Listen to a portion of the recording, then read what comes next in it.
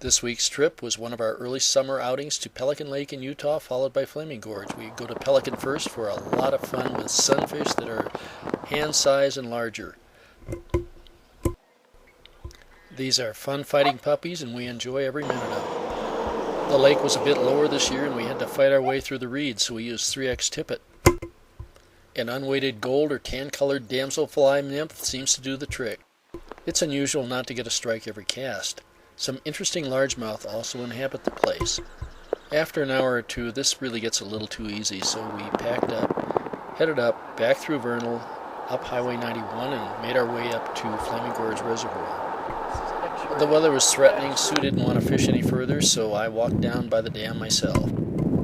Made my way to the starting point where fishing was allowed, and began throwing a gold-colored woolly bugger at the water. In the 45 minutes I was there, between 4 and 4:45 in the afternoon, with no one else around, the fishing really was quite decent.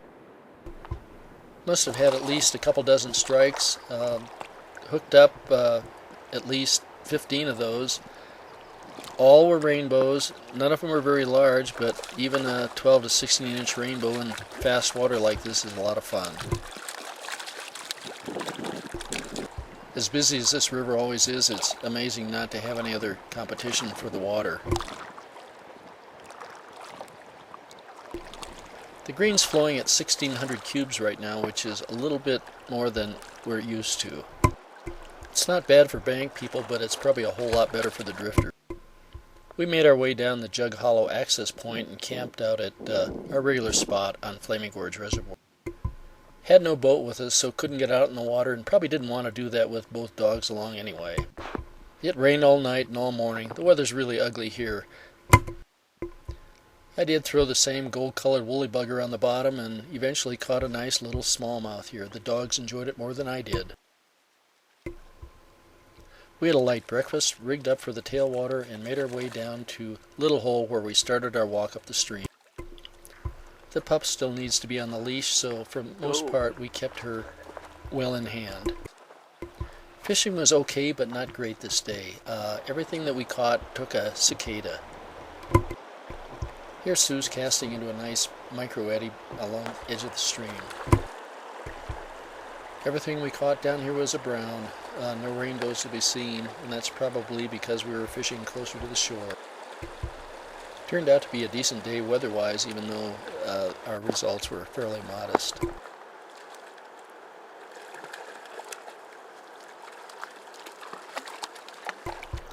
This is about an 18-inch brown the puppy's fairly interested in. Around 3 o'clock we headed back to Little Hole. We're passing on the ridge above the Mother-in-Law Rapids, looking down on some rafters and boat fishermen. With hopes of fishing the lower B section and the upper C section of the green the following morning, we packed up again and drove the back road down to the Jarvie. Nasty weather again at night, but when I woke up in the morning the river looked great. It was down about 4 inches from the prior night and looked wonderful. Just as I'd re-rigged, I walked over to the river again, could not believe my eyes. A red creek apparently had blown out during the night and it just reached us. The river was impossible to fish at this point, so we'll try to come back here again as soon as the weather conditions improve throughout this whole region.